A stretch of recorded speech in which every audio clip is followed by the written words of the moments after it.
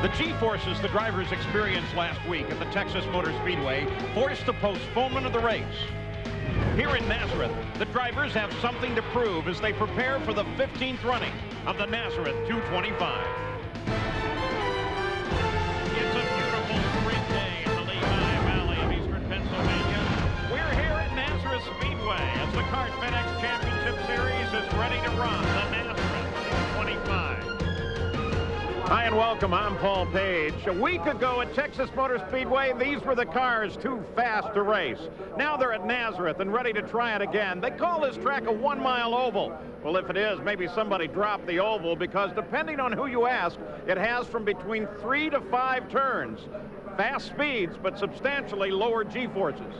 And if you want to know about G's, ride a roller coaster. You'll sustain 2 to 3 G's, but only for a few seconds at a time. Last week in Texas, the drivers experienced the highest recorded G loading in race car history. Today at Nazareth, the G loads are less, but still it's a very busy environment. For the drivers, they'll have their hands full. The G loading, well over 3.5, even 4 G's. It's a bone-crushing environment, but if you like high-speed rides, you've come to the right place. With the momentum coming to Nazareth, it may be Team Penske ahead a little bit when you consider that Gil de Ferran won this race a year ago, and his teammate Helio Castroneves was recently seen climbing fences following a victory in the streets of Long Beach. A lot of work to be done for those drivers if they're to sustain that momentum today. Consider, de Ferran starts 15th. Castroneves, much better off. He starts inside row 3. But one thing to keep in mind, in the history of this event, now spanning 15 years, only one time as the winner started further back than 5th. Let's go to Jan Beekes. Gary, Kenny Breck is fresh off his pole position run in Texas, and now he returns to the track where he scored his first career podium finish. And he, again, is continuing his dominant performance in qualifying. Out of 4 tries this year, Kenny Breck has qualified no lower than 2nd, which is where he starts the race today. Now, he's been fast in qualifying, he's been fast in practice, every place he's gone, but he has yet to score that first career victory. As much as he's been dominating practice and qualifying, we think that win should be any time now. Paul?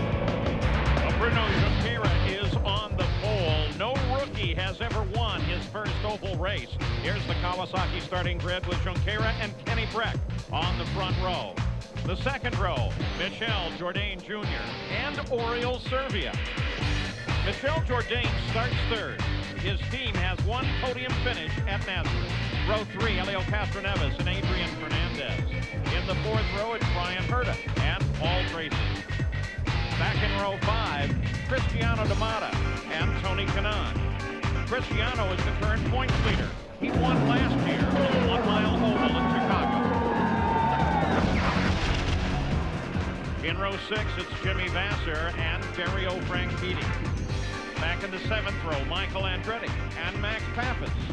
Michael is a 14-time career oval winner and led 231 oval laps last season. In the 8th row, the defending champion, Gil de Ferran and Roberto Moreno. Row 9, Christian Fittipaldi and Tora Takagi. The 10th row, Shinji Nakano and Alex Tagliani. Alex Zanardi and Patrick Carpentier make up row 11. From now on, it's all rookies. Scott Dixon and Max Wilson in row 12 and Nicholas Manassian in the 13th row. Just under a mile the lap distance here. They'll race 225 laps for 212 miles. We're expecting 2 pit stops. They could be in as early as lap 30 if a yellow comes out that soon in the race. Well, the word has just gone out to the pace car that they want to go green next time by. The field already formed on the backstretch. The front row, Junqueira and Kenny Breck. Kenny Breck has started the front row in every race this year. They close in tightly. They all understand how critical the start is and how difficult it is to pass. Green flag flies. Junqueira and Breck go side by side. Junqueira is forced down low. We have a car sliding. Looks like Brian Herta threw the cake off to the inside. And at best, he brushed the wall, if he even did that. Of course, yellow comes out immediately. Started. Now the car's nice and clean. Remember, this year they're running substantially less downforce than in previous years. Cold tires, lots of horsepower. It's easy once you pick up the throttle to spin the rear tires and have the car oversteer. You can see Brian coming through the kink. The back end gets loose. Paul, I think you're right. I don't think he touched anything. But we saw that especially the front tires were severely flat spotted. It looked like he may have gotten crowded down there along with Cristiano D'Amata. And the car slides. And fortunately, he is able to get it under control on the exit to the pit road and keeps the nose off the wall. So in the first quarter mile of the run, we have our first yellow. But in that same distance, Kenny Breck grabbed the lead away from pole sitter Junqueira.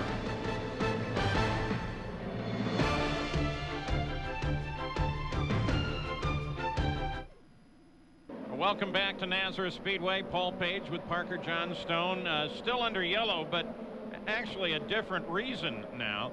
We had first the spin of Brian Herta, and then as they were getting ready to go back to the green flag, Helio Castroneves got himself in trouble. Same problem as before with Brian Herta coming off the last corner. He picks up the throttle. Keep in mind, they've reduced the boost back to 37 inches, but they've regained all the power and more that the rules change was meant to eliminate.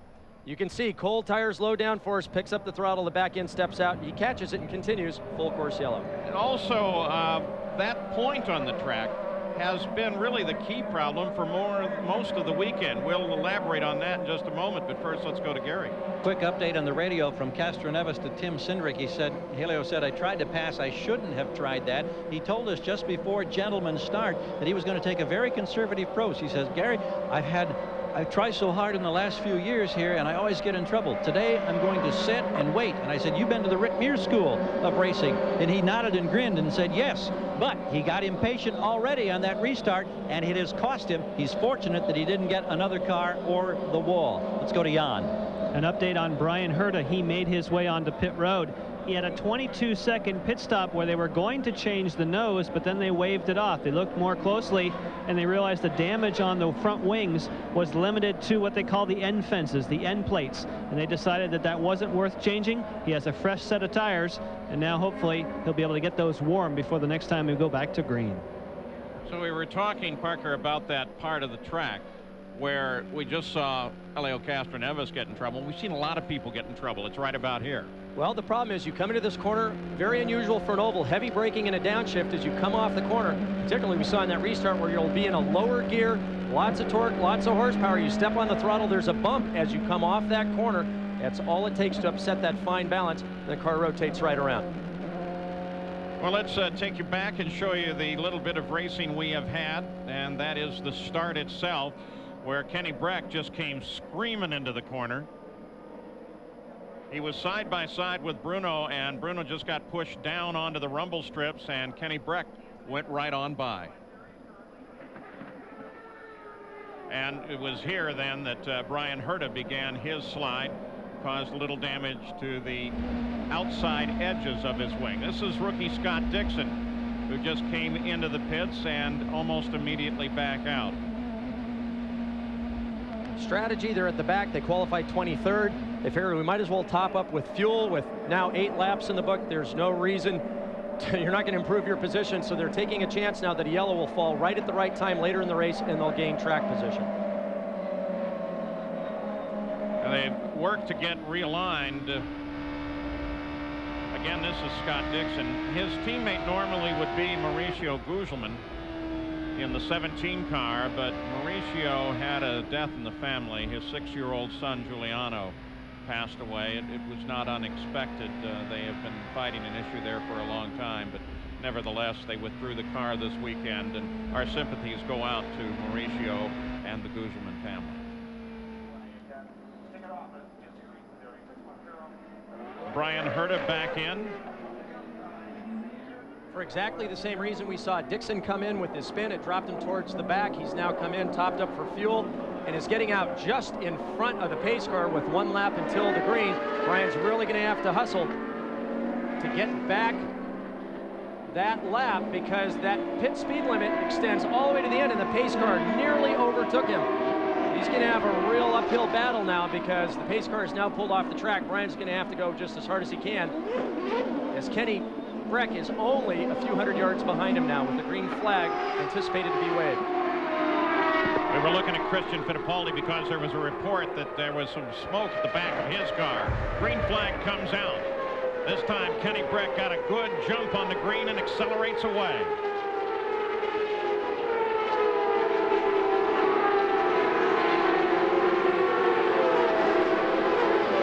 Oriol Servia is second. Junqueira is third. There's Tony Kanaan and Cristiano D'Amata, best friends off the track, love to race one another on the track.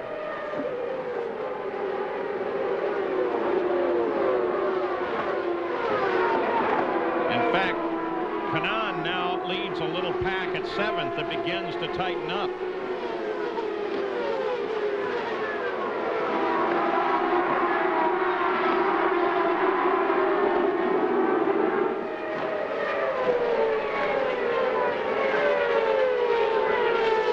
Second covered first 23 cars in this starting field. While the track itself is difficult to pass, the drivers themselves are difficult to pass. That is to say that they are all so closely matched. There is good parity in the series, so it makes it very difficult, and you can really get in trouble if you don't plan your pass carefully, because if you get caught out, then you're really in trouble. Interestingly enough, on the first 2 laps after that restart, Oriol Servia, the fastest car on the track by a few tenths, with his one small car team of Sigma Autosport. Oriol has impressed all year long, and now, once again with this lap, he is the quickest driver on the track. It's been a joy, especially at Long Beach, to watch this team as they watch that car do so very well.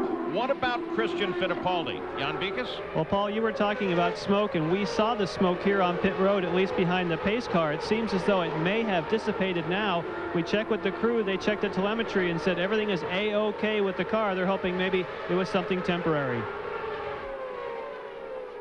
Let's go to third place, Bruno Junqueira.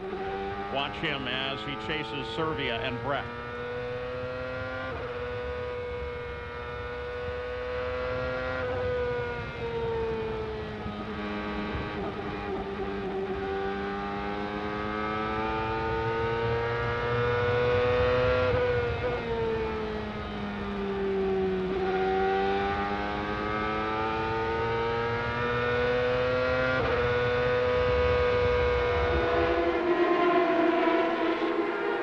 A little further back in the field, Tagliani, Takagi. Tagliani is currently in 7th place. Carpentier is behind Takagi. This is the closest battle on the track right now.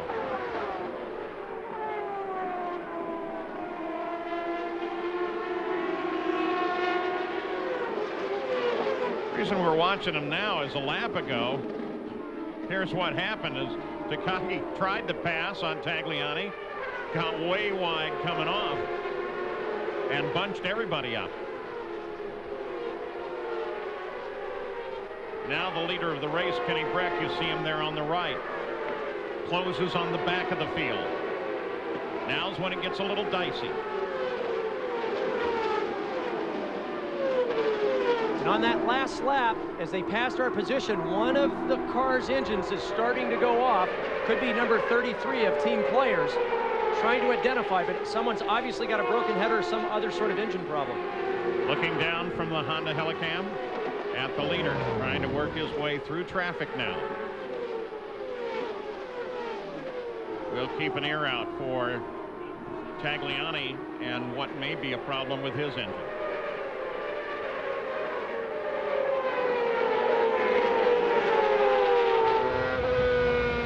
This is the fight for second place. Junqueira trying to catch and pass Servia.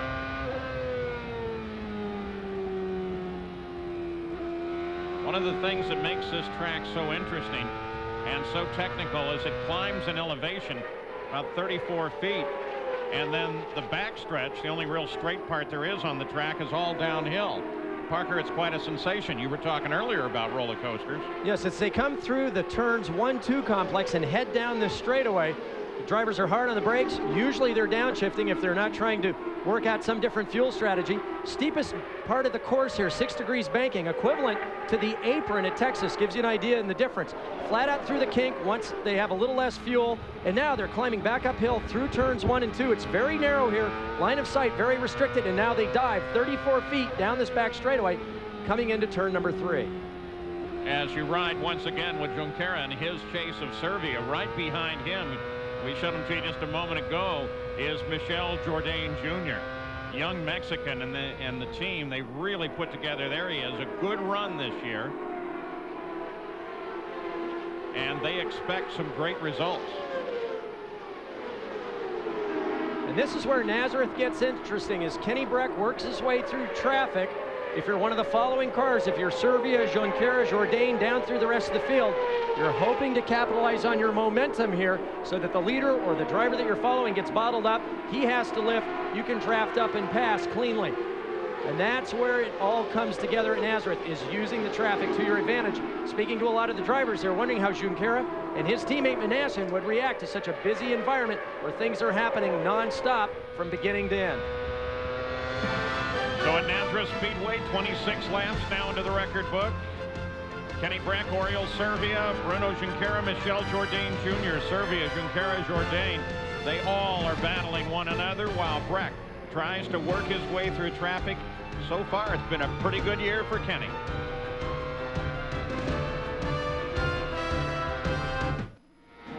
Welcome back to Nazareth Speedway. Coming up next, join ABC Sports for final round action of the Compact Classic of New Orleans. Next on ABC. Well, since we've been away, only one thing really has happened, and it happened to Patrick Carpentier. That engine sound that we thought was going off song turns out to be Carpentier, and it turned out to be an engine, and it went big time. Jan? Yes, we're with Patrick at the moment. He has climbed from the car after lots of water to put out some flames. We heard a car go off song. Was that you? Sorry about that? We heard a car's engine go off song. That was yours? Yeah, at the beginning of the race, had absolutely no power, and they kept getting worse. I asked them to check the boost because I thought it would be the pop-up valve blowing off, but it was not. The engine went down, and then in the back, going on the back straight, I smelled something. I looked in the mirror, saw the smoke, so I jumped in the pits not to stop the race. How's the wrist holding up? How's your wrist holding up? It was okay this weekend. Let me tell you that the wrist has been better than the car. Thanks, Patrick. Thank you. Remember, he broke his wrist in the Toyota Grand Prix of Long Beach. We've got you back. Battle for 5th place. Watching Paul Tracy and Adrian Fernandez fight one another. Tracy's coming up. Of course, Paul Tracy has more laps around Nazareth than any of the other drivers. He tested time and time again here for Team Penske. He knows every inch of this place. Adrian Fernandez with his best qualifying effort of the year.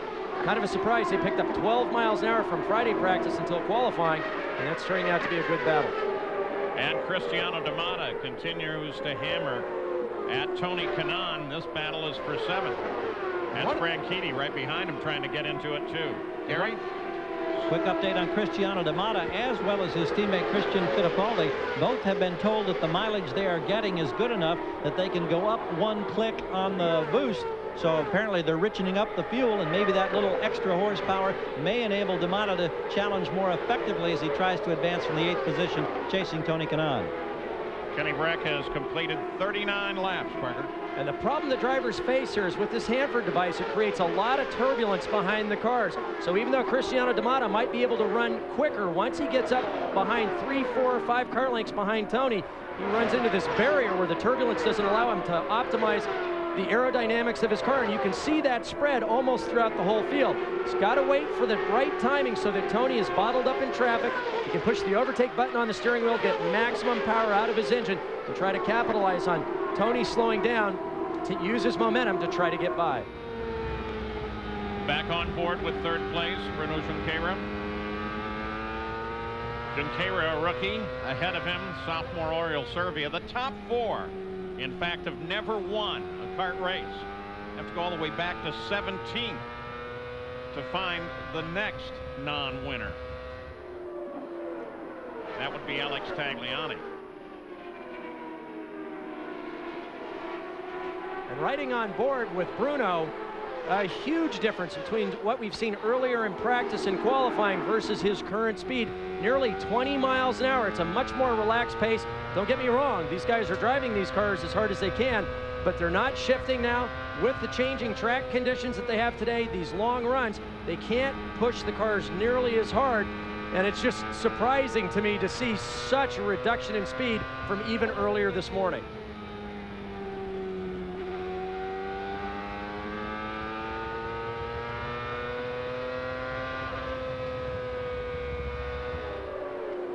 Parker, from the pits, we were checking with the Firestone people, and we know on Friday when the ambient temperature was in the low to mid 90s here, track temperature got as high as 133. At the start of the race today, it was 21 degrees cooler in track temperature at 112. What does that do to the setup and the handling of these cars? Well, the poor drivers and engineers haven't had to work with the same track twice in a row the entire weekend.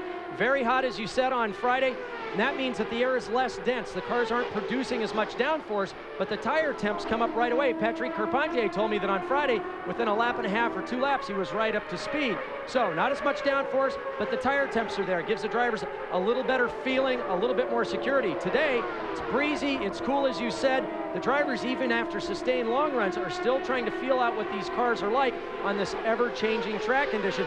Much more difficult today, I would say, than it was earlier in the weekend. Kenny Breck continues to have to deal with traffic. Zanardi just ahead of him. And Zanardi apparently didn't see him, just cut right across the front of him. Oh, he may have seen him, Paul. That was a fairly aggressive move. He doesn't want to go a lap down and just shut him down in the kink.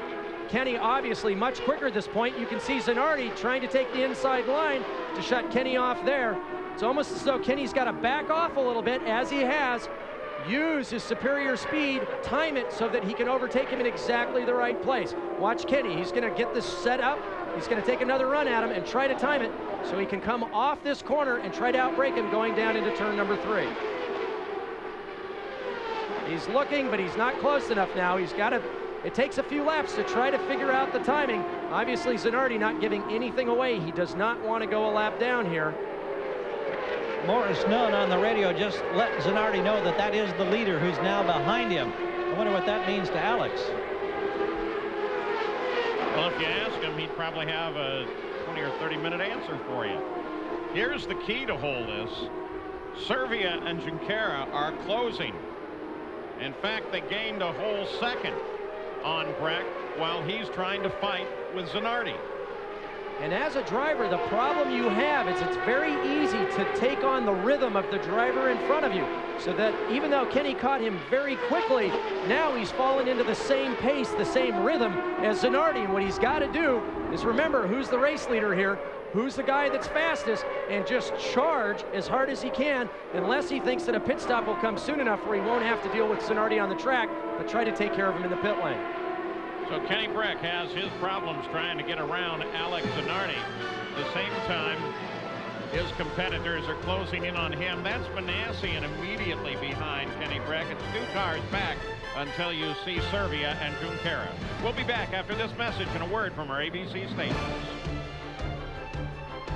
Breck still hasn't gotten around Zanardi.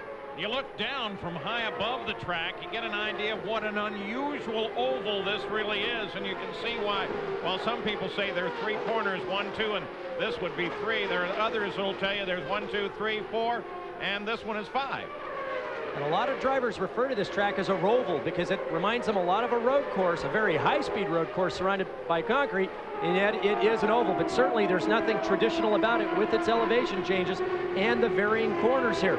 It's very difficult for the drivers and teams if they get the car set up properly for turns 1 and 2, and the car always has a big push coming off 3 and 4. You get 3 and 4 right, the car's neutral to nervous going through 1 and 2. So it's a constant juggling act trying to find the best compromise for the best lap time. Well, while Kenny Breck has a problem with Zanardi, his teammate Max Pappas has a problem all his own. Jan, there's been a lot of radio talk going on there. Yes, and it has to do with not being able to shift. And I was interested, as Parker was, when we watched Bruno Junqueira run around, that he was staying in 1 gear. Well, Max Pappas is staying in 6th gear because he has no choice. He has called in on the radio and said something has broken in the gearbox linkage and I have to stay in 6th gear. They do not know if he comes on pit road whether he will be able to somehow get it down into the gears so he can get it here on pit road and then leave. At the moment, they think that's not the case. In other words, it is stuck in 6th, and they're going to have to fix it here when he makes his first stop. Well, and Jan, I understand that one of the 2 team owners, Dave Letterman, is here this weekend. Yes, he is here. Bobby Rahal is not. So Bobby Rahal's consecutive streak of, I believe, 307 races was broken. We thought with the postponement of Texas that he'd have another shot at keeping that streak alive, but he's not here this weekend. So Dave Letterman is at the helm and, of course, cheering this man on, Kenny Breck. Breck tries once again, and once again can't get it done. All he needs is to get around Zanardi. Competition still closes. Again, there are a couple of cars that separate. If you look up, that's Spanassian. Breck's going to try it to the inside. Because what's happening is that interval just a couple laps ago was... There he goes. And finally, he got him. And that's the desperation from Kenny Breck, because just a few laps ago, the interval back to Serbia was 3.3 seconds. It had come down to only 2 seconds. Kenny knew that he couldn't be patient any longer. He had to make that pass because he saw that interval closing to 2nd place. And now he's hoping that Serbia has the same number of laps trying to get around Zanardi that he did, so now he can get away and try to build a cushion before this first round of pit stops. Yeah, now Kenny Breck will close on Scott Dixon, who started 23rd. You saw him get around Zanardi just before we went to break, and now sits up in 20th.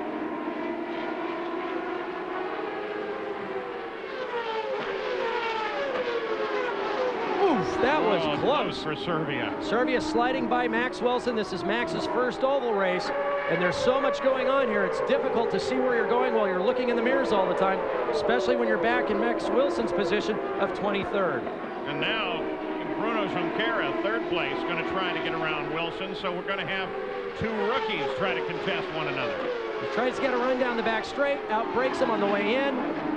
Nicely done that time, but I think Max was a little better prepared for being passed that time. And Serbia now has to take a look at the back end of Junqueira's teammate, and that's Nicholas Manassian.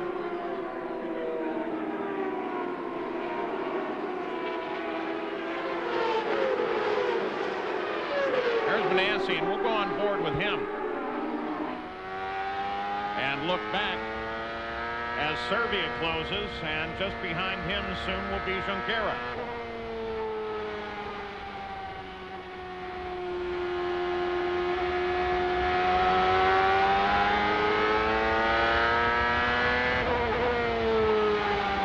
Here's where you got to wonder if any two-way radio communication is going out.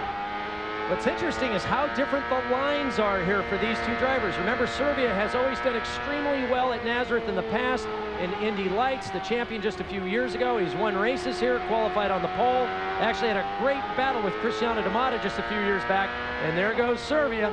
But amazing difference in line. Serbia using up a lot more road, freeing the car up, especially coming off of turn 2 and here off of turn 4. Manassian pinching the car down a little bit, scrubbing more speed. Gives the driver a little less security. If he actually opened the corner up, straighten the wheel a little sooner, the car would feel a little better underneath him. Well, Kenny Breck has come up on the back of another group now of 4 cars as we watch Tony Kanaan and Cristiano D'Amata. Zanardi slowed over on the backstretch.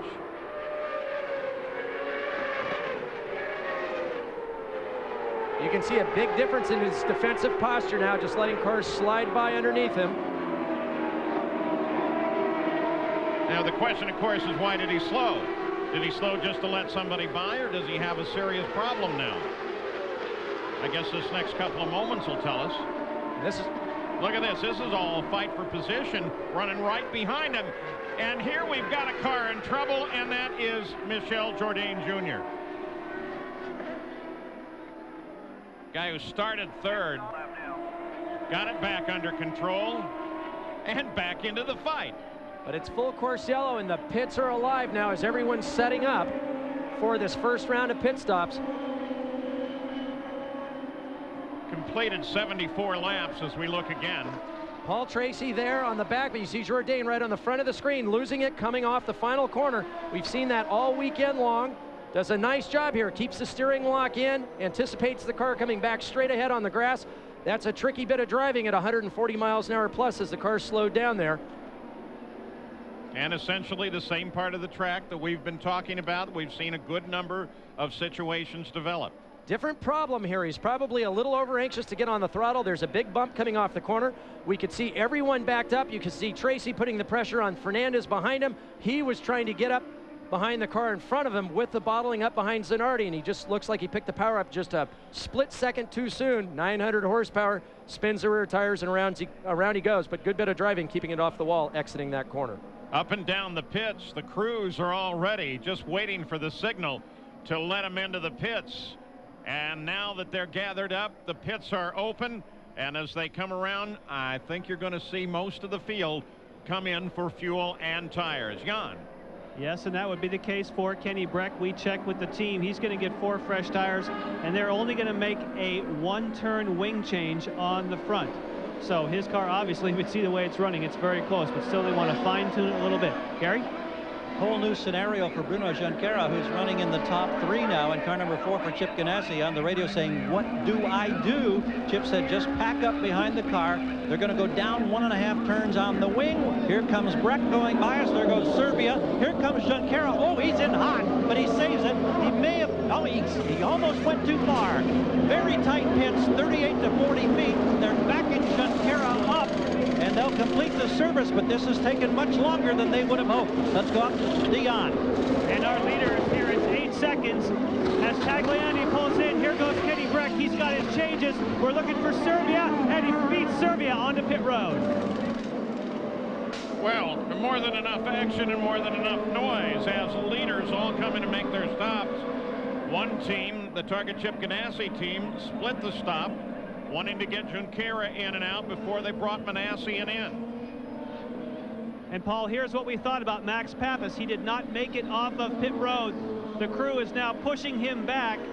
That gearbox problem is, as we thought, unable to select the gears he needs.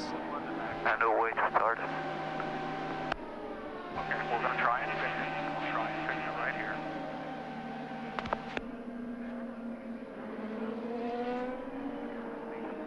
Now, Max Pappas, you heard him say on the radio they're going to try and fix it here and now. Whether or not they can, that's an entirely different issue. And if they can, how long will it take to get it fixed? So with the caution out for Michel Jourdain Jr., who does get it back under control and drives it around, here is the stop of the race leader, Kenny Breck. Could he be on his way to his first kart victory? We'll see. Update comes while we are still under yellow at Nazareth. Last week, CART made a sudden change of plans after determining they were not prepared to race at Texas Motor Speedway, forcing the postponement of the race. Well, the CART president and CEO, Joe Heitzler, explains what is necessary to get CART back to Texas. What Dr. Olvey told us was that he felt that in the 220 to 225 range, we would take that lateral and that vertical G-force aspect out of it. And we'd want to test that extensively before we go back. And any further tests down there, we would involve the astronaut doctor that consulted with us and others to make sure that it's a safe environment for our fans and for our drivers. Well, the Texas Motor Speedway is closed from June 9th through September 15th for renovations. That only leaves these dates available for a potential CART return. Well, that last round of stops had quite an impact on the field. The pace car is already moving off the course. There's the pit summary. Junqueira lost big time. So did Tracy. Looking for green. We've got it. We're back racing at Nazareth.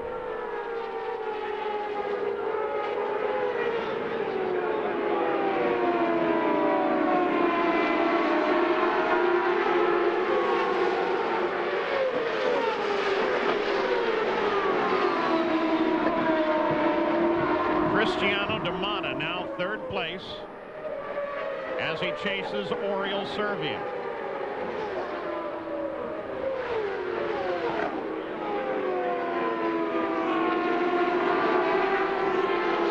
Kenny Breck has already pulled away about a half a straightaway.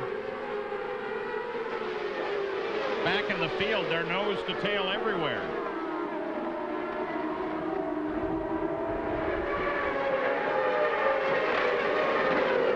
Michael Andretti, first winner here in front of a hometown crowd.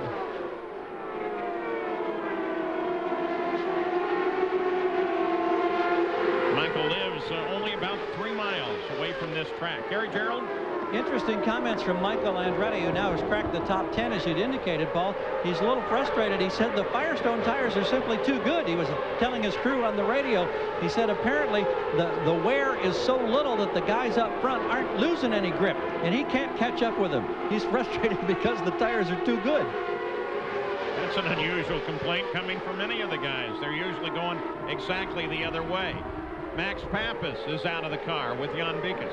Yes, and they were unable to fix the car. Max, when did you first feel there was a problem with the gearbox? There's no problem with the gearbox. The cable broke from the gear lever to the back of the gearbox, and that put me off to the race. Very disappointed, you know, because we had a very good car. I thought the Miller Lite car was very good, but you know, I went down to pass Michael on the start, and when I went to downshift, the gear lever just went down. Steady, my hand almost crashed into Helio was in front of me, and that was it. All right, hope you have better luck in Japan. Thanks. We hope so. You know, it's not a very good stride for the Miller team, but we are unbeaten, we are strong, and we're going to come back. One of the cars we're going to be watching for you is the guy who came into this race as second in the points, defending champion here, defending series champion, Gilles de Ferran. He came up to 13th just before the stop. He's now back in 19th. And the start he made here today was his worst in 2 years. Gary Gerald is on his way to Team Penske, trying to find out what the situation may be with Gilles de Ferran. Michael with Paul Tracy right behind him. Dario Franchitti, Tracy's teammate, just ahead of him. And I'd like to get back to the comment that Gary made about Andretti, saying, hey, these guys' tire wear is too good. In years past, with Michael's vast experience, he knows exactly what the car has to feel like on full tanks, on fresh tires at the beginning of the race, so that it ends up exactly where he wants it at the end of the fuel run. Well, he was hoping that other drivers would not be able to hit the bullseye quite as accurately, and as the race progresses, would be able to pick them off one at a time as their car balance went off. Well, what he's saying now is everybody's been able to figure out what the car needs to feel like at the beginning of the runs, and because the car balance is not going off for the people in front of them, he's not being able to take advantage of that experience and work his way forward. Watching Bruno Junqueira, there are reports from the observers that he may have taken something into the right side intake. Nothing seems obvious there.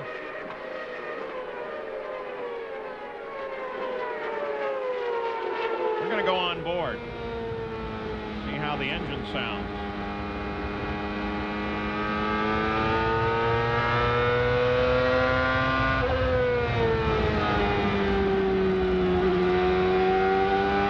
Right side, if they follow true to form, well, there's some cooling over there. Most of it's over on the left side, but a lot of electronics over here on the right.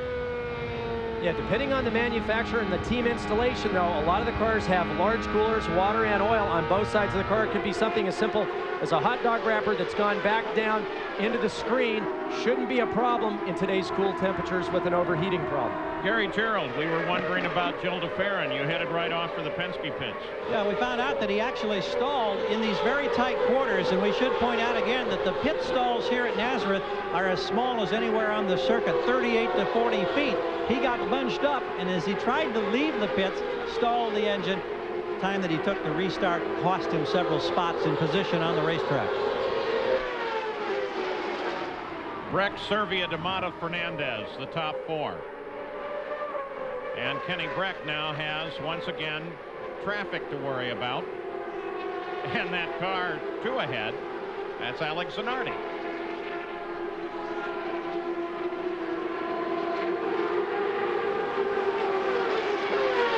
Comes up to work on Brian Herta right now.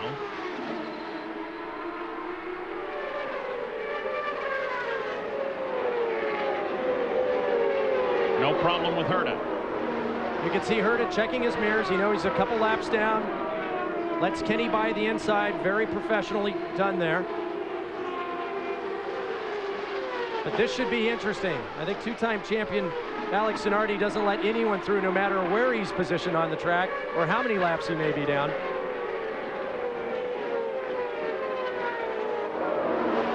And if you're chasing Kenny Brack, if you're Oriol Servia, Cristiano D'Amata, Adrian Fernandez, you know that the leaders now bunched up in traffic are going to drive as hard as you possibly can to try to take advantage of the situation. Zanardi once again. I gave him room. A little bit. That was sort of a car width minus an inch, I think. So Kenny Brack gets around Zanardi this time. Lap 104. Kenny Brack will have led exactly half of the total laps run this season. He currently is the leader. Fords are in the top 2 spots.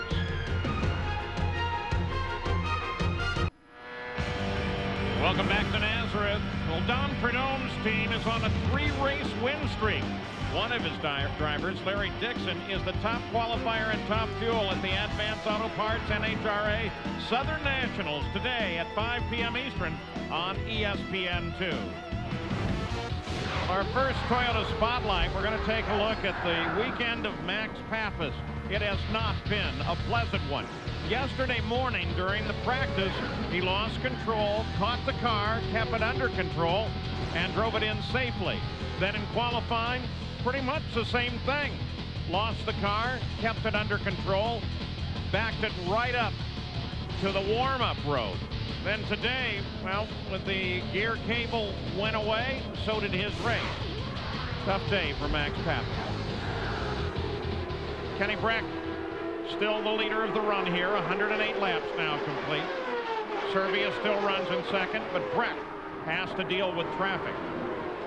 And part of the problem with traffic, as with all competition, especially on a tight oval like this with an open wheel car and the aerodynamic package the kart currently has on their car, is right now Brack is feeling a lot of the aerodynamics of the car in front of him. Because of coolers, because of aerodynamics, he really doesn't want to close up behind the car in front of him. Ryan Herta into the pits. Remember, he had his problem very early in the race, went off schedule, topping up with fuel, trying to get a lap back, looking for a yellow, didn't come, so he's now in under the green.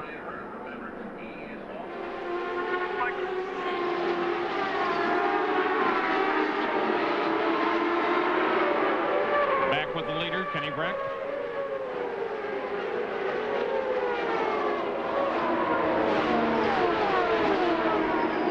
Zanardi is in there trying to catch up to Brack, and Brack's going to try to handle up Gilles de Ferran now. We've already chronicled his struggle this day. Up as high as 13th after a terrible qualifying position, and fell right back to 19th. Had trouble getting in and out of his pit. And there's the battle for second place. That's Oriol Servia. And the black car is Cristiano D'Amata, the first winner of this season. At the halfway point now. And the yellow flag is out. Car looks like Takagi came down across the grass and then continued on. Just caught a flicker out of the corner of my eye. I'm not sure if it was a full spin or he just ended up down there. That brings out the caution once again. Kenny Brack's lead is still protected. The top 3 are Brack, Servia, and Cristiano D'Amata. Report now is he did spin, but like most this weekend, got it under control. The only exception to that was Nicholas Manassian, who got it into the wall. There it is. Same place, coming off the last corner, on the power, over the bump, back in, steps out, catches it, drives it down the warm-up lane, and back out onto the track.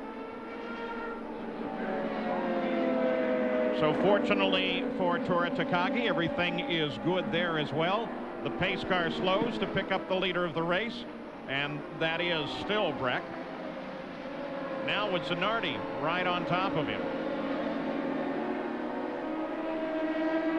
One of the advantages of going to this low downforce package just a few years back is in years past, with the increased cornering speeds with the road course wings on, that spin or a loss of control would have ended up in a big crash on the outside wall. Now the drivers have a little better feel. They're going slower through the corners, so when the back end does step out, as we've seen this weekend with the exception of Manassian, who crashed at the other end of the track, every driver's been able to recover from the loss of control and continue on.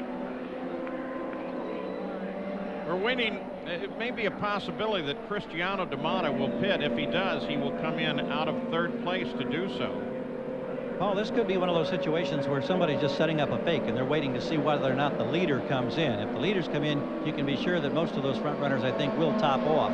But it could be just one of those situations, monkey see, monkey do. Vassar turns in. Here comes Tracy. Bruno Junqueira comes in. Well, after this stop, they'll have to do 109 laps. And that's going to be some phenomenal fuel mileage if they're going to try that well over 2.7, 2.8 miles per gallon. Well, Bruno got it stopped in the right place this time, eh, Gare? Well, Tracy is in, and they are changing tires, which somewhat surprises me. He's gone. Vassar beat him out, and I think that blue and white car I saw flash by might have been Andretti, but I'm not certain about that. Actually, it was Alex Tagliani, Gary. He just leaves here, same thing, fresh set of tires. Looks like Christian Fittipaldi just beat him out. So we've got some interesting strategy now beginning to play. 13 of the cars came into the pits at that time. So we'll see, especially with a couple of them going to tires, exactly what's going to happen. 117 of the 225 are complete. We'll be back after this message and a word from our ABC station. Well, back at Nazareth Speedway, while we were away, they brought the green flag out again, and then almost immediately ended up with two cars together. It's Carpentier and Gilles de Ferran. Excuse me, Tagliani and Gilles de Ferran. Coming down into turn 3, de Ferran looking down on the inside. Tag turns towards the apex. They make contact right front to left rear, spinning both cars into the wall. Both cars catching the wall with the side, which is a better hit always. More cushioning over there. First reports are that everybody's okay. As they get Gilles de Ferran out of the car. You can see he's wearing the Hans device. This is the first race that they've actually run that it has been mandated. Tagliani, they're working with him, still trying to get him clear of the car. Kart safety team. Lon Bromley, the head of the safety team, straddling the car, looking down and directing the overall operation rescue there for Tagliani. You can see the distance on entry between the two cars. That's right in the blind spot for Tagliani. He won't be able to see Gilles in his mirror. Tag turns down towards the inside of the corner. The problem with leaving that much room for de Ferran is he thinks that Tagliani is inviting him down to the inside for whatever reason. So the pit strategy becomes important now as we watch to see how Tagliani is. And we'll look at it from Bruno Junqueira's point of view. Remember, this is a principal passing area. They're hard on the brakes. They're downshifting. You can see the contact made. And unfortunately, from a racer's aspect, you say, great, well, there's two less guys in the race. Obviously, you don't want anyone hurt. It's just two more cars you don't have to deal with in traffic. So very frustrated. Gilles de Ferran, the defending champion, not only in the series, but of this race, is out. 123 laps complete. They're going to bring him through on the warm-up lane so that they have plenty of room to get the safety equipment around and get the track itself properly cleaned up and do whatever work is necessary with Tagliani. We'll try to get an update on him just as soon as we can. It's still Kenny Breck. He's led all the way and still Ford's at the top. We'll be back. Well, back in Nazareth, Pennsylvania for the Kart FedEx Championship Series, the Nazareth 225. They're still working over at the car of Alex Tagliani. And they have reported there is an injury, but it's not life-threatening. We'll wait for a further resolve on that situation. Here's how both Tagliani and DeFerrin got into the wall. And you could see with Tagliani's car, it backed in at a very steep angle, slapping the right front corner of the car hard into the wall. So with the yellow out for this and them circulating the field on the warm-up lane, Kenny Breck headed down into the pits along with several others as that strategy began to play out.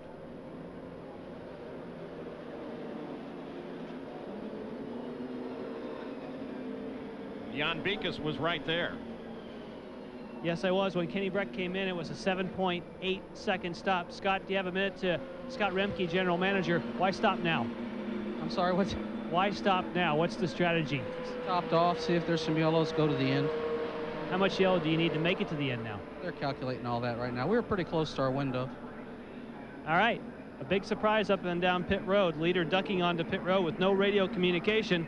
They surprised everybody, and they hope now they got enough fuel to make it to the end, guys. Well, they gave up substantial track position from the lead back to 10th, giving the lead over to Tony Kanaan, but the strategy might be pretty cool. I think the strategy's perfect. We've heard reports that some of the drivers are getting 2.7 miles per gallon. That means they can go exactly 100 laps, and when they came in, they were at lap 125. You add the laps together, they're exactly in the right spot. I think Team Rahal has done a brilliant job of strategy. Another guy that came in at the same time was Cristiano D'Amata, Gary. Yeah, routine service, topped him off, changed tires, sent him back out, and it's the exact same strategy. And they've already told him on the radio, conserve as much fuel as you possibly can.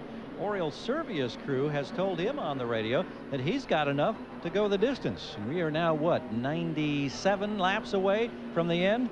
That's a stretch. They're going to need a bunch of yellow in order to make it that far. And even driving around very slowly, what those drivers are doing is they've got it up in 4th, 5th, 6th gear. It leaned out completely, and as long as the engine will continue to chug along at very low RPM, they don't care because they can double, even triple their mileage during these yellow flag laps.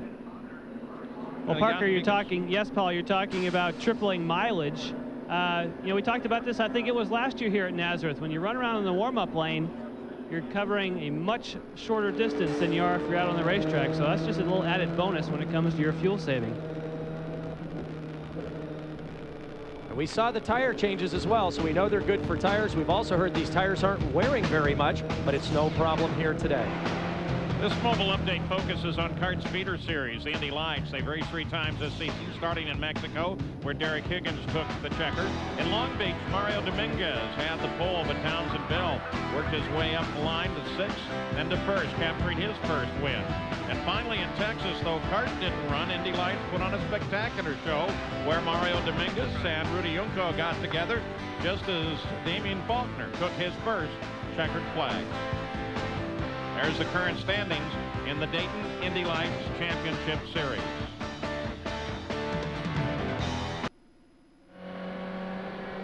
ABC's Ian Baker-Finch gives all the happenings around the course online at ESPN.com. Keyword ABC Sports.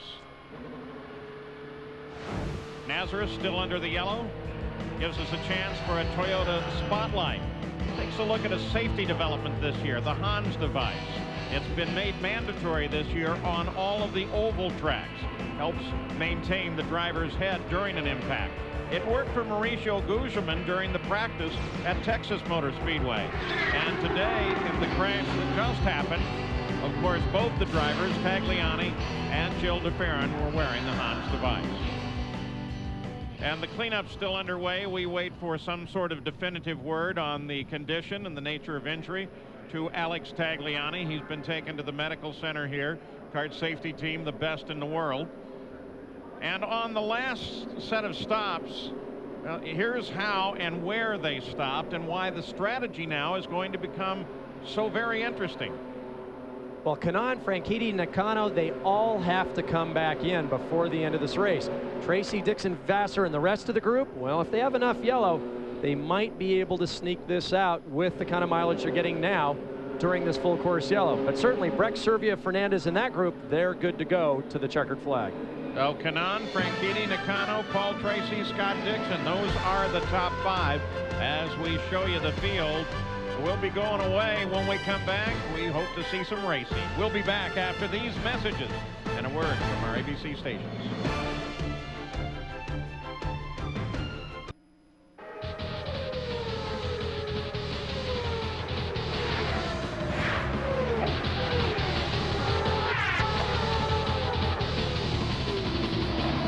Well, we're still under yellow at Nazareth Speedway. There's the current standings. We're under yellow because of an accident involving Jill DeFerrin and Alex Tagliani. And so, Gary Gerald, the question has been, how is Alex? Well, we'll find out. Dr. Stephen Olvey, who is the director of safety for CART, can you tell us about how our drivers are doing? Yeah, Gary, both drivers are okay. Gilles getting some ice, so he won't be stiff and sore because he plans to practice at Indianapolis later today, and we're doing the same thing for Alex, but both of them got away with it, and they're doing fine. Hans device, how much in your mind does it help in situations like this? Well, there's no question it helps. Neither driver had any complaints in the neck or head area, and I think that's kind of a testament to the Hans device. Thank you. Appreciate it. Thanks. Brian Herta has just climbed out of the car and out of the race, and there again. And they've got to learn how to take the Hans device off gracefully, though, don't you think, Parker? I think that's going to take a little bit of work, but it's too bad for Brian Herta. Excellent qualifying effort in 7th. Spoke to his engineer Lee Dykstra the other night, and he said, hey, look, this guy's great on the streets and road course, but he's also outstanding on the ovals. My job is to show the world that. We're watching Roberto Moreno because, again, the track observers reported that there was some smoke at the back of his car, and we're not sure what it is. Brian Herta, now with his helmet off, is with Jan Bikas. Yes, Brian, I know this day didn't get started the way you wanted. First of all, what happened on the start? I'm not really sure, Jan. I mean, it was tight down there going in the first corner, and a couple of guys checked up on the brakes, and I checked up, and I'm not sure if just checking up got me loose or if I actually got in contact with one or two of the guys around me, but the car just swapped ends, and we had some damage on the front end of the car from the front wing, and we were trying to soldier around, and then the clutch broke. We made a couple of stops with the clutch broken and started making some noises out there under yellow, and we were already 3 laps down. We weren't sure what was going to happen, so I'm so disappointed, especially for these guys, but we had a good car, and all we can do is go to Japan now and try and get them there. All right, we'll see you there. Thanks. Well, the two team green cars, Dario Franchitti and Paul Tracy, have steadily worked their way up. Franchitti is 2nd, Tracy is 4th. Gary, what's going on with Team Green? We checked before that yellow, Paul, with Barry Green. We're saying, Barry, what's up with the strategy? Why did you bring your guys in this far away? And he said, well, we can't pass on the racetrack. We were struggling there. We thought we'd just gamble and try to go for position, just trying to shake it up, trying to do anything. And right now, anything may be paying off big time. They were the first in with the yellow ahead of that other group that's come in to top off. So fuel will be very sketchy, but of course, every one of these laps under yellow certainly helps them in that department. With 86 laps left, every lap under yellow certainly is a help, though not a help as much as it used to be in the old days as we look down from the Honda Helicam. With the management systems now on the engine, the yellows aren't all that much. They actually run the engine pretty efficiently at all times. They do. The biggest problem that the Team Green drivers, Tony Kanaan and the others, face at the lead of this group is that fuel is horsepower, and if they have to get 10% or more better mileage, that means they're going to suffer the consequences in horsepower loss. Now the big question is, though, will that keep the group behind them? Can the guys use that additional horsepower because they topped off later to actually make a pass stick here at Nazareth? That's going to be the big question. We actually have 3 different races now happening within this race with 3 distinct strategies. As you watch on board from Scott Dixon, all of those strategies come down and begin to show themselves in about the last 10 laps of the race. Well, I think in this case what we're going to see is that the guys that are led by Kenny Brack, Junqueira, Servia, D'Amata in that group have to start pushing now. They're down in 9th place, and getting through this upper group is going to be quite the chore. Well, and as the strategy continues to play, here is Dario Franchitti on the pit road. His team laid out for him just a moment ago, and we assume this is a fuel topping. Franchitti came out of 2nd place for this. Now they're going for the right front for the all 4. 4 tire change. There's the fuel. And Franchitti's away. So they move Tracy now up 1 position to 4th, depending on where Franchitti comes out. Well, the problem Dario's got, Paul, is that pit speed limit, instead of ending at the last pit like it normally does at other tracks, goes all the way around the warm-up lane. And unfortunately, the pace car is driving faster than the 50-mile-an-hour speed limit. So it's going to drop Dario well to the back of this pack. Dario last stopped on the 76th lap, and then he stopped again just now. That gives you some idea, too, of how far they can go. Jan Beekes. Remember, Paul, last time we were under caution, we had heard that Christian Fittipaldi's car appeared to be smoking. Well, we've had that same report again, checked again with Newman Haas, and they say that according to the telemetry, as far as the engine is concerned, everything is A-OK. They're not exactly sure why it seems to surface under caution. Their guess is that the weight checker is not working. That's a hydraulic system to change the weight of the corners that the driver can do from the cockpit. They think maybe that has sprung a leak and just tends to smoke under caution periods. So it'll be Tony Kanaan leading Shinji Nakano and Paul Tracy, and then rookie Scott Dixon back to the green flag. Jimmy Vasser is fifth.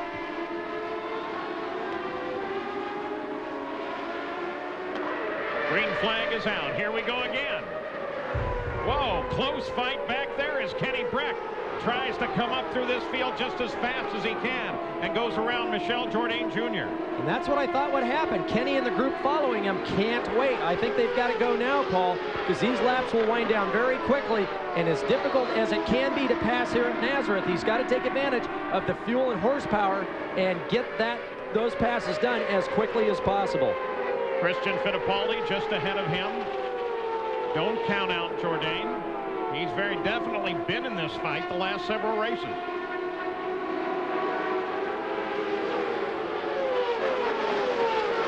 Fittipaldi closes on Vasser. Vasser is fifth. Here's Tony Kanaan at the front with Shinji Nakano right behind him.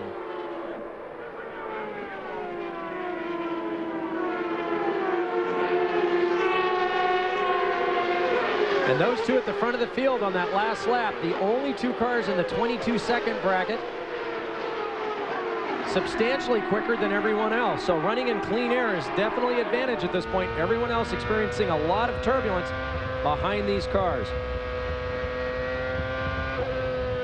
Right in here, 5th through 9th. This is where the action has to come now. You ride with Junqueira, he's 9th. That's Jourdain Jr. just ahead. See a little twitch of the hands under braking, the back end stepping out just a little bit. Nice correction there. Once again, I'm surprised no shifting happening. Obviously has a top gear that's working exactly the way he wants it to. The Toyota engine in this Target Chip Ganassi car pulling well. Fuel position 5. Put it on the pit board, Rob. Now there's a report that Tracy's engine might be in trouble. Let's move from Junqueira. We want to take you forward to 4th place Scott Dixon. During the early parts of the race, he was doing a lot of shifting. And he still is. That's interesting. Both of these cars powered by Toyota. It could be that just Junqueira is carrying enough speed through the corners where the Toyota engine isn't falling off the power band.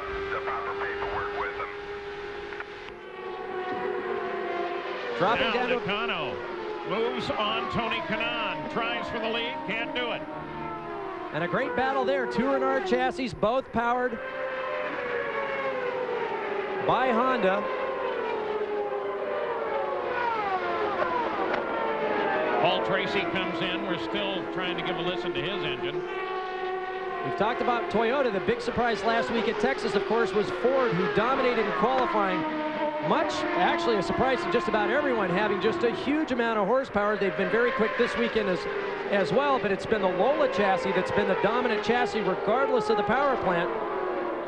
And now we see these two Honda Renards at the front. Gives you an idea of how competitive this series is in all aspects.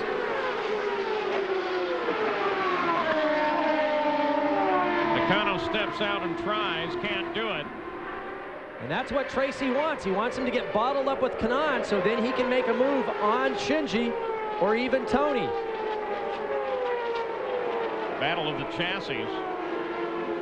Here, Reynard's been concerned about the abilities of their car to race. Keep in mind that that's a little skewed with the different pit strategies we have right now. The Lolas have been so good, not only on the ovals, which everyone predicted during winter testing, but also on the road courses. Cristiano D'Amata giving him their first win of the season at the season opener in Monterey. Now Dixon closing in on Tracy, 4th place, as the lead pack begins to bunch. Here comes Vassar, Fittipaldi, and Kenny Breck. The entire front of the field beginning to compress now, but again, different cars, different strategies. All of them coming to figure out in about 61 laps as we enter the last 10 laps of the race. We've got 16 cars on the lead lap, any one of which, including the rookies in this field, that are so impressive and so strong that can win this race given the right opportunities and strategy.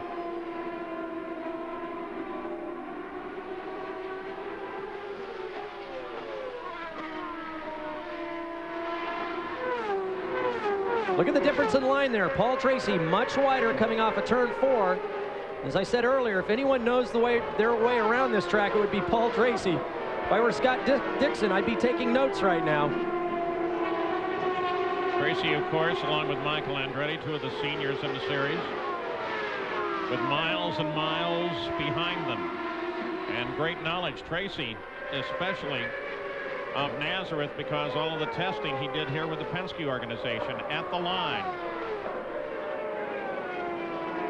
And not really surprising. Sitting back there, Christian Fittipaldi is running fast. He's got a little bit of a gap. He's closed that up now. And Tony Kanaan in front at second quick. Newman Haas team struggled a little earlier in the weekend, bolting on lots of different development bits with every session.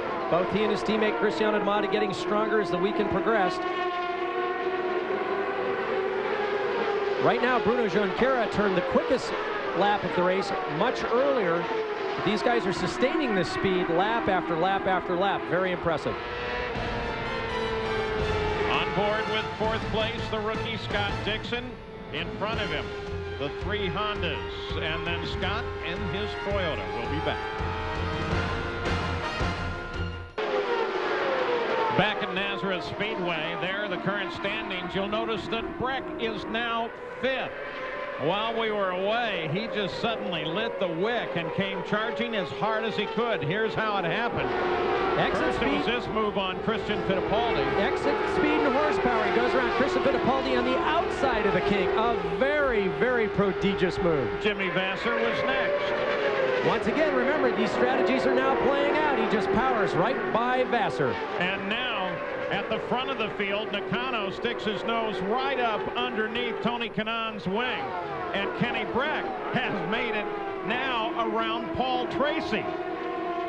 This is the strategy playing out. As we said, there's more fuel available, more horsepower. Kenny Breck, the dominant driver with Team Rahal since the beginning of the season, says, this is my race, I want it, and I'm coming forward now. And now it's rookie Scott Dixon, currently 3rd, that Breck has in his sights.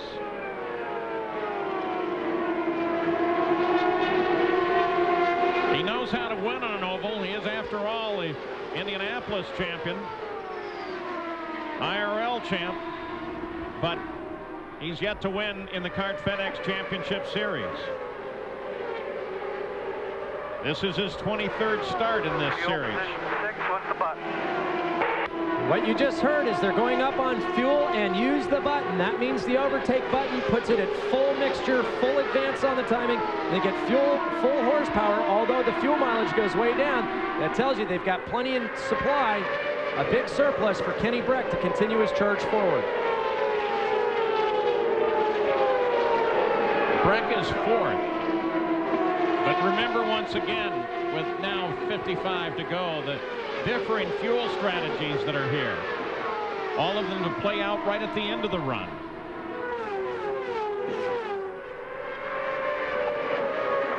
Got a couple of fuel estimates that we're working on. First of all, we'll show you Tony Kanaan. Should be in pretty quick. Black flag been displayed to Alex Zanardi, bringing him in.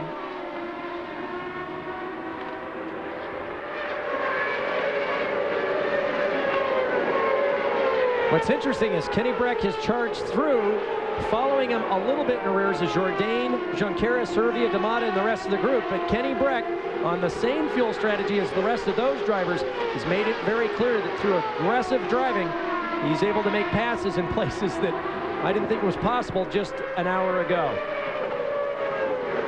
For Zanardi, the black flag was a stop-and-go pit speed violation. He inches his way forward now on Scott Dixon. And Scott Dixon, no pushover. The Indy Lights champion from last year. Very, very good driver here, driving for Bruce McCaw and the Pac West team. I do want to show you how Breck got by Paul Tracy. Well, let me tell you.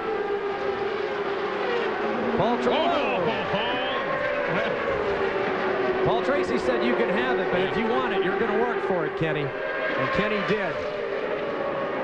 Great little catch, too. Back live, Breck closing on Dixon. But what's interesting here, Paul, is it looks like Scott Dixon is quicker through the kink. That is the bend just past start-finish. With this reduced aero load, it's difficult for the drivers to do it flat. Everything has to be just right. It'll be interesting to see with this onboard if we can hear the engine and see, in fact, if he is going through the kink flat, because he is gaining ground at Kenny at that point on the racetrack. It has now been 100 laps, just under 100 miles, since Tony Kanaan and Shinji Nakano, first and second, have pitted. Coming off the last corner, let's listen to the engine now.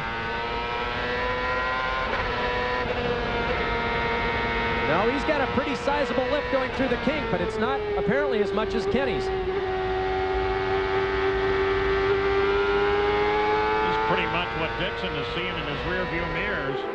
And unfortunately for him, it's that glimpse from time to time of Breck, but he's holding them off pretty well. He's doing an outstanding job. I'm actually a little surprised as we can see Paul Tracy now starting to come up behind Kenny Breck. I don't know if Kenny's had a balance change. We suggested Jan Vikas that Shinji ought to be in just any time now. Yes, he has missed the pits twice. Tom Anderson on the radio screaming, pit, pit, pit, because he is desperately low on fuel. He doesn't hear the radio call. He'll fuel the engine any moment. Yeah, we predicted 5 laps, and now we've got him on empty. Keep in mind, the drivers do have a fuel counter on their display. They give them a number that's taped to the steering wheel that says, hey, if this counter gets to this number, you better be on the way into the pits. But this is such a busy place. Shinji in second now has got his hands full. He probably doesn't have time to look down, but as Jan said, any moment now, the engine's going to announce that it's out of fuel and his race is over if he does not come into the pits. And of course, if he does that and the car stays out in harm's way, that's Tom Anderson, one of the owners, he still keeps it out. I was going to say, if he stops out there on the track, that'll bring out a yellow, and then all the strategies go again. Breck looks inside of Dixon. Now they have radio communication. The driver has the fuel display. They also have pit boards hung out over the outer wall of the pits. And finally, Shinji got the message. I can only guess that the fuel alarm started blinking and it finally got his attention. So as Shinji Nakano comes in, Jan Vikas waits for him. And they're going to go ahead and change some tires here as well, Paul, which is somewhat surprising. I thought they'd just dump some fuel in and get him out of here, but they're going to go ahead and change 4 tires. And the thing's still running, so he did have some fuel. Not the fastest stop in the world, but thankfully he got the fuel he needed. Well, we would expect that Tony Kanaan would be in shortly as well. I'm sure they decided to go ahead and put tires on because it wasn't going to matter much if they stopped with a quick stop and go, or if they put the tires on because, as you mentioned earlier, the roll in and roll out. Gary Gerald. Well, we were just checking on Scott Dixon, the former Indy Lights champion from a year ago, and his rookie season with these guys. And Russell Cameron is normally hooked up with Mauricio Gugelmin, just told us, no, we're good to go the distance. We thought he was going to have to come in to top off for fuel, but they're saying that's not the case. Well, and that's great news for Scott Dixon. Tony Kanaan is the one that we do expect in. And here comes Kenny Breck, now third, with Shinji Nakano's stop. And still working on Dixon, though this time it's a battle for second. Don't count out Paul Tracy and Jimmy Vassar. They're there. So is Christian, Fittipaldi, Jourdain Jr., Junqueira, Servia, and D'Amata, all within a straightaway of one another.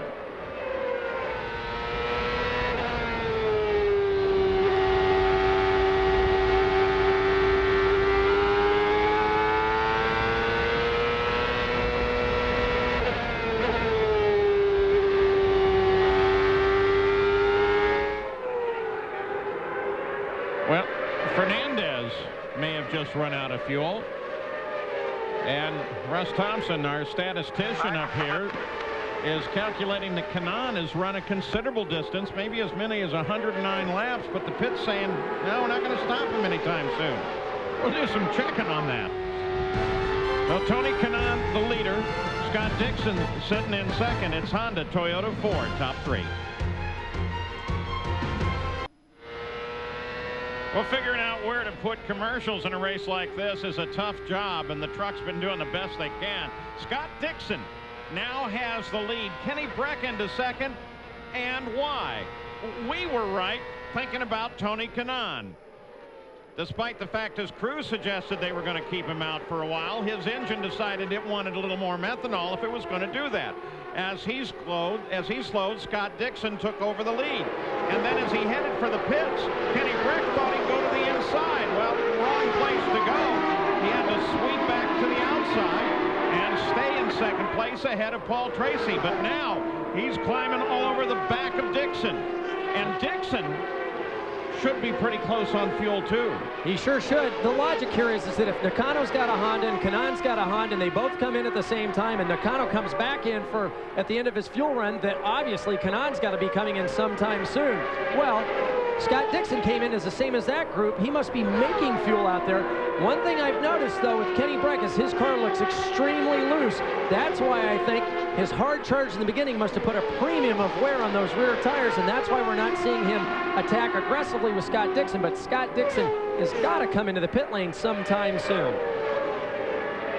So 197 laps complete. We're working 198. There are 27 to go.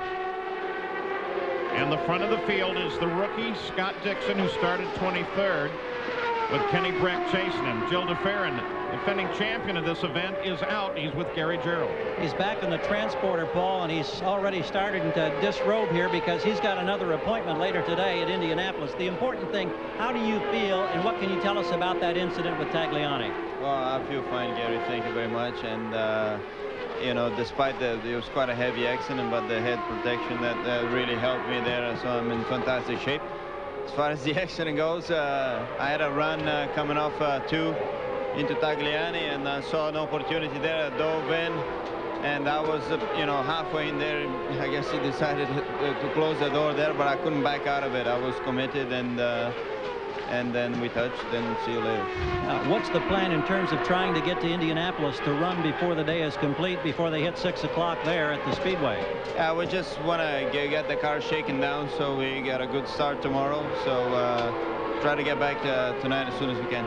Travel safely and good wishes. Thank you.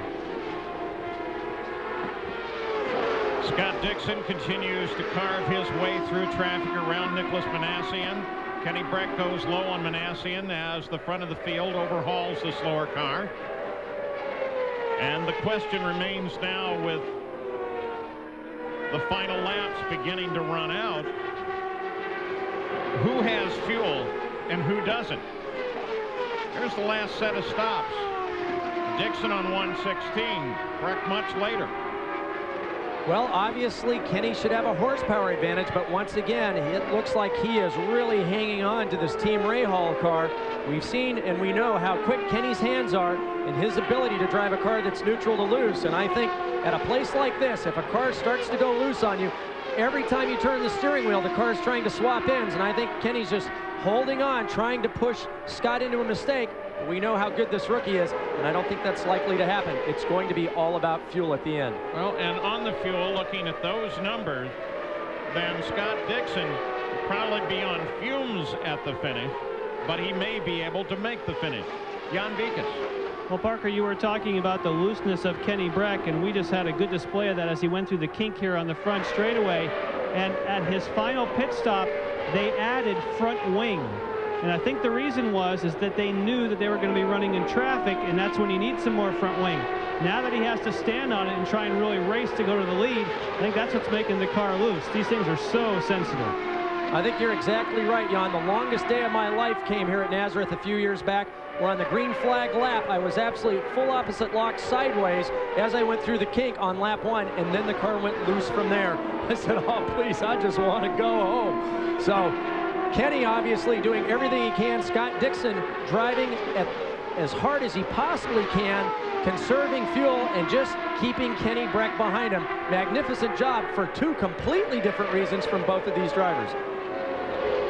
Scott Dixon still leading it, Gary. Yeah, we go inside 20 laps to go, and there's nothing but optimism down here. We heard one report to indicate that he is running full rich, so he's got plenty of fuel to go, and that's amazing when you consider that that stop came, I think you said, at lap 112 or 116. This may be the longest runs we've ever seen here at Nazareth in the 15 years the Champ cars have been running here. Max Wilson tried to swing out of the way and almost put Dixon in trouble. He recovered nicely, then got around Manassian. Now Breck has cleared Manassian as well, and Tracy comes up to clear him. And just below our position are all the spotters for the teams, and we're doing a little bit of let's make a deal here. As the leaders are coming through the slower traffic, there are some conversations just below us of, hey, can you give us a break? Can you move out of the way? We're coming, because it's really going to help our cause. You don't know if maybe some favors called in now will play out in the championship as the year goes on.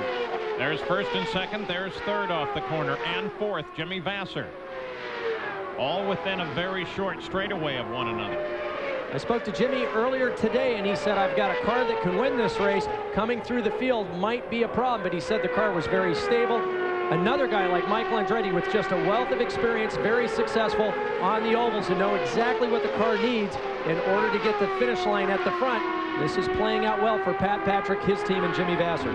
And they are getting, we are told, 2.4 to 2.6 per gallon, and they're good for the rest of the distance, so it's a very impressive run for these Pat Patrick drivers. And Jimmy Vasser closing a little bit on Tracy now. And you look to the corner.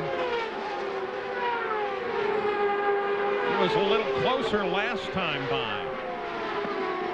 So first through fourth, actually through fifth, Michel Jourdain Jr. separated, but running as hard as they can.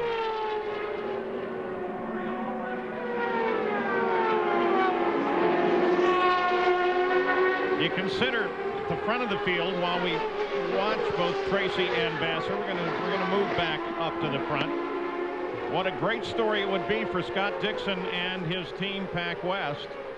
Remember that Mauricio Guzman is a teammate here, and all the trouble he had last week, the loss of the car and the tragedies that he suffered this week, that would be a wonderful victory for this rookie. There's Bruce McCaw from the Pacific Northwest, the owner of the team. Remember, their last win came at the Fontana race in 1997 at the hands of Mark Blundell. So it's been a while. They've had a dry spell. This team just keeps plugging away, though. As you've said, this rookie very, very good. Jan Vikas, Dave Letterman's there, watching, running, I assume, part of the team.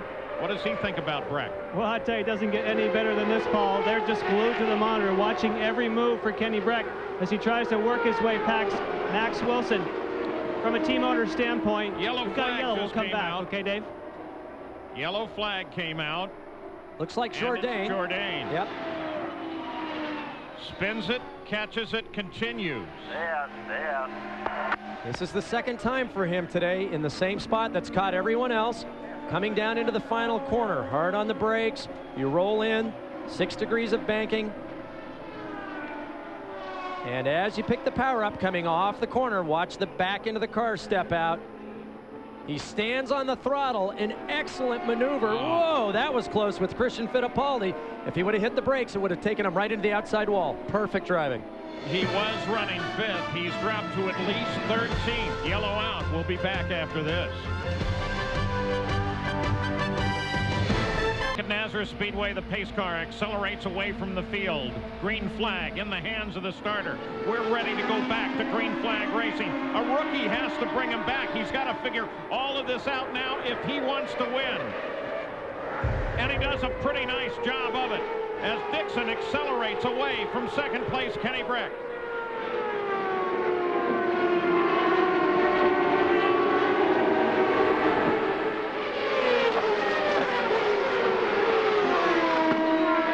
Section under the yellow helped Dixon, if and we're absolutely sure it is, if fuel was a factor. We can still see Kenny working the wheel. Keep in mind, during that yellow, he's maximized the weight jacker, the anti-roll bars in the car, everything he can to get the looseness out of this car.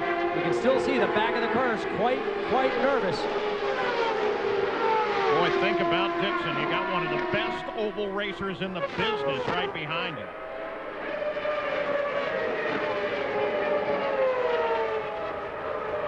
Dixon seems to be able to put that sort of thing out of his mind, though. Gary Gerald? Well, that's exactly the point I wanted to make. You know, watching him come up and run in the Indy Lights the last couple of years, and Jan and I have been close to that series as we cover all of their events. Scott Dixon was almost unflappable, and sometimes you wanted to say, show us some emotion. But this kid isn't a kid behind the wheel of a race car. He's remarkably composed, and he takes things so matter-of-factly, it seems, and yet he's intense on the racetrack. An amazing job, and holding off Kenny Breck under this scenario here with less than 4 to go, in my mind, is just astounding. First through fourth are right together.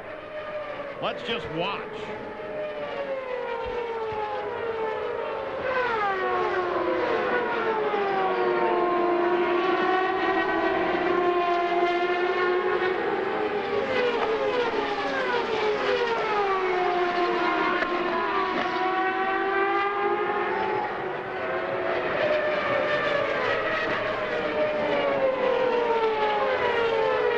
We're going to run real tight on time here. In all likelihood, we won't have an opportunity to talk with whoever wins this race.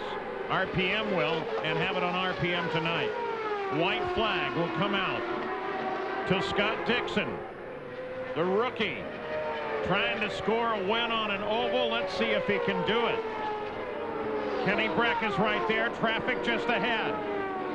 He's just got to negotiate this traffic. Kenny Breck drops back a little bit. Kenny Breck moves to the inside. Now tries to sweep to the outside. Doesn't look like it's going to happen for Breck, but it will happen for Scott Dixon. The rookie becomes the 46th driver to win in kart. Good job, pal. Beautiful. He scores his win in his third start. The 5th win for Pac West. Let's go to Gary Gerald. Bruce McCall being congratulated by this crew. You can hear the radio in the background. Everybody coming over to congratulate 97 Fontana the last time. Bruce, what are you experiencing? I know this has been an emotional weekend considering what Mauricio has gone through. To now have this kid deliver like this. It's just fantastic. We're just so thrilled that Scott's done a great job, and it's been a long weekend for us, but it's a great way to come out of it. So, and Mo, we miss you, and thinking about you and your family. Great job, Paul. Great day for the team. An incredible day for Scott Dixon. Amazing racing maturity from a 20-year-old. As Gary said, unflappable. He just goes about his job and says, that's what I'm paid to do. I'm a racing driver. He was so excited crossing the line. We've got one replay for you, and hopefully we're going to get it up. Here it is. Look at this. He bumps with Wilson as he's coming to the win. So Scott Dixon, a rookie in his third start, has taken the victory. Kart now heads on to another oval 2 weeks at the Twin Ring Motegi in Japan. The Kart FedEx Championship Series. It's the Firestone Firehawk 500. And it will be right here, May 19th on ABC. ABC Sports is online at ESPN.com. Keyword ABC Sports. I'm Paul Pate for Parker Johnstone, Jan Beekes, and Gary Gerald. This is ABC Sports, continuing the tradition of excellence.